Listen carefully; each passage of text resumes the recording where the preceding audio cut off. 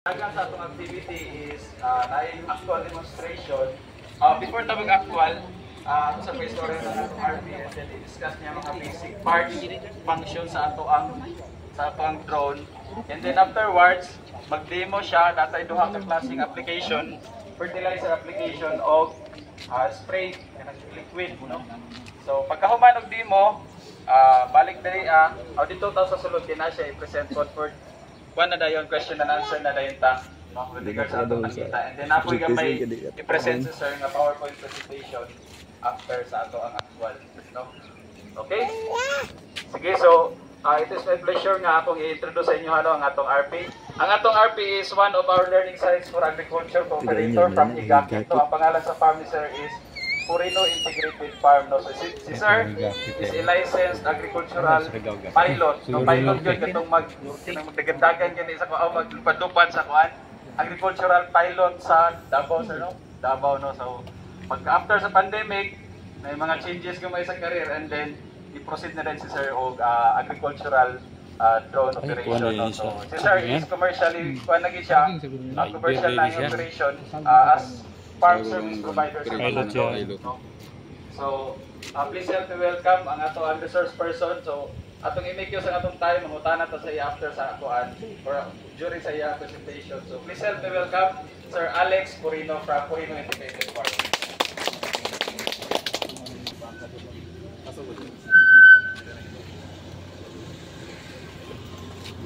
Hello, good morning. Actually, sa flying na po, wala to na college, farmer na ko karon. Nauntang ko sa flying kay tungod akong spine na operahan. So matong niuli ko sa mua sa igakit, nag-farm ko nya. Mao lagi to nakita na ko diri. Kaya ang drone jud dugay na ni 2019 pa ni sa Davao. So more on saging sila. Kunya mo tong naka-decision ko lang mo kay ang actually mga 2021, 2022 ang Pilrice na collaborate sa Agridom. Naghimo sila studies aning palay unsay maayo na application unsay matong 2023 ay 2022 niadto mi dito nangita ko ilang trials. So gwapo man jud ang resulta. Ako wala ko'y palayan actually sa igakit, wala ko'y palayan. Mao na to na nikuha ko para at least magwapo sa mga farmers sa igakit na matry ini na kuan kay nindot jud ang result, no. Hindi ko mukuha ani kung wala ko kakita sa trials ng Pilrice. So mao na actually grabe kalisod mag-organize ng drone ang uban, hindi sila familiar. Pero dugay na din sa Davao, no, sa Compostela, drone na halos dito sa Luzon. Drone na pod. So hopefully na ma-adapt na to kay ang una jud na rason ani nganong mag-drone ta is para malikay ato mga labor sa chemicals. Dili ini para ilugan sila ng trabaho, kasi og precision jud na mahatag ng drone. Biyan jud sa makuha mahatag ng manual. Okay, sa higakit, ang tanan ako na-cater sa aerial resulta. So mao na ang atong drone, no, aerial application tawag ani. So dili ni siya pareha sa labor. Base matingala mo nga gamay man kay tangke. Isa ka hektarya sa labor, di ba? Maptan og isa ka drum. So kani gamay lang. So una sa aerial application, ang gisakripisyo jud nato is ang coverage. So dili jud ligo-ligo na pagka-spray.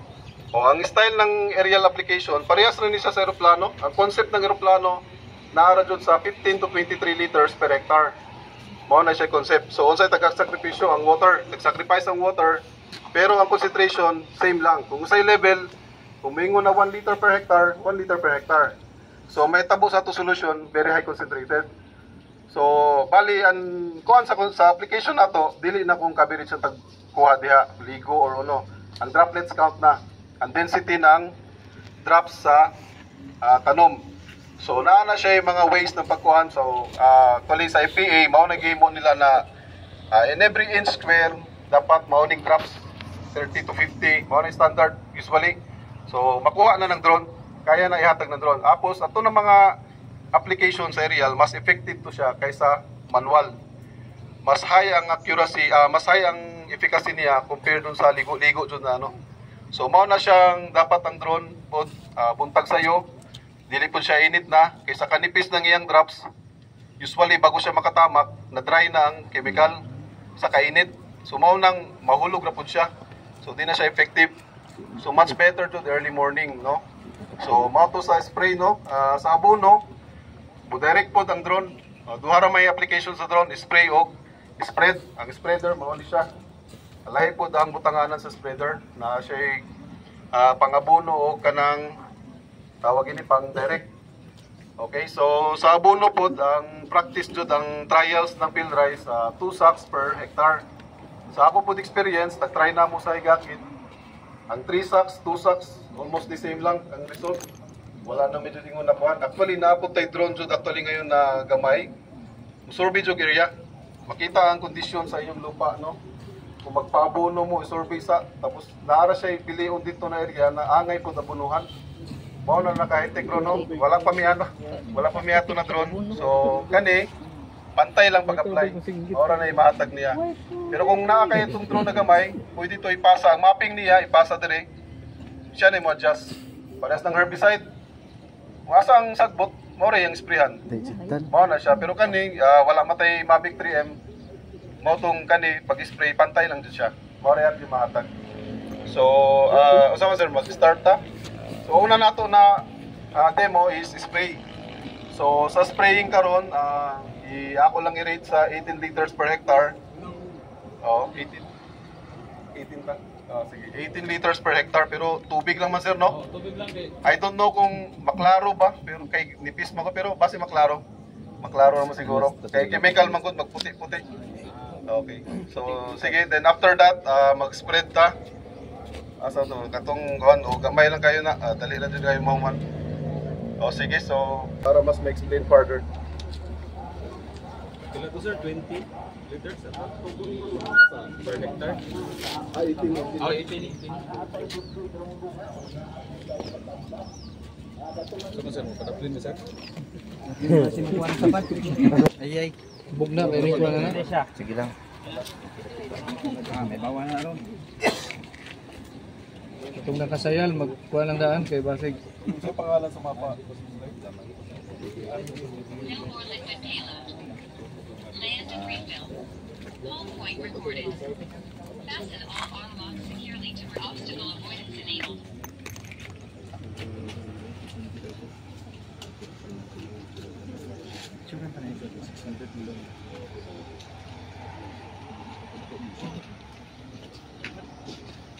Libur kay mga bata. Matrabaho kasi hindi mo suguon ba? Ilog-ilog. Ito sanahan mo, alarm magkawin tubig. Udol tayo mo. Singgit pa yung tubig. Dagan-dagan na buka. Tuwa po nino kay kanang mga porsyon nga nga na isprehanan. Mo rin isprehan.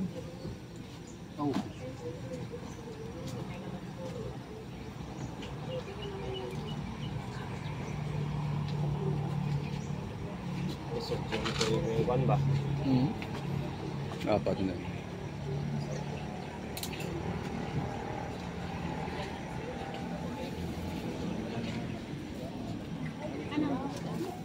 Ana gid ayo. Ay, kusugli.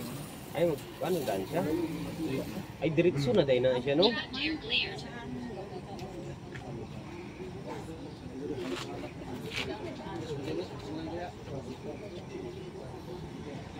Builo pa na siya nagtuyok din na ba? Obstacle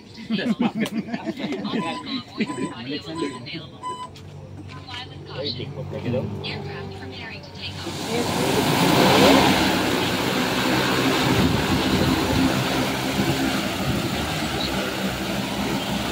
Wow! Ay, nga na siya kataas.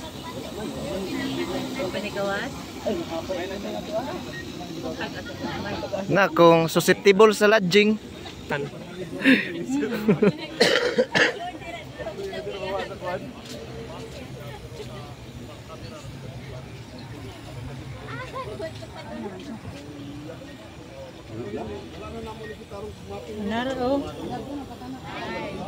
Ay, ito ara. Klaro raw, yan.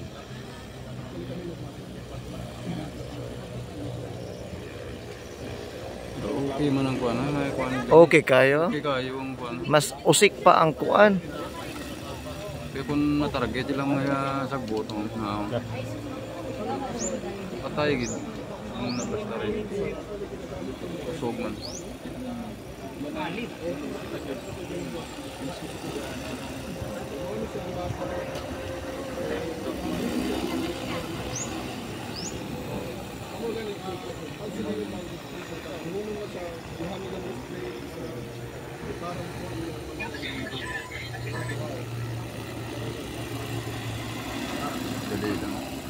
Dali rayo di ay. Wa di man sila makapakili niya di kinamay kuan.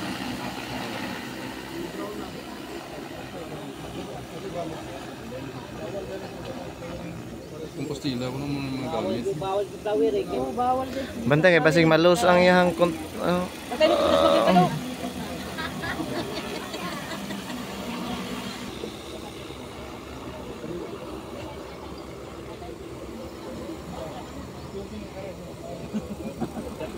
Okay guys.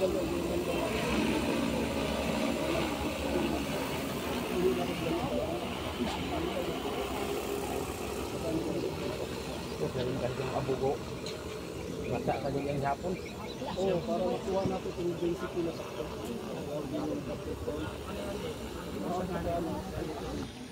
Gana nito sa gingan ba?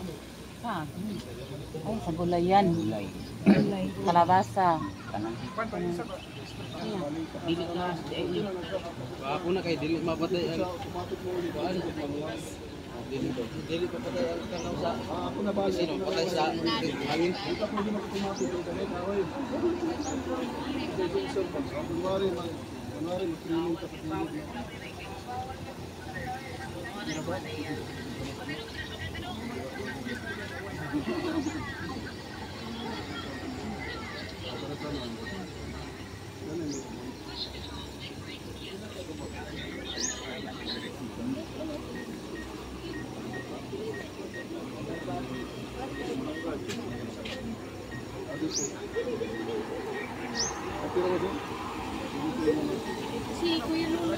na uli na na.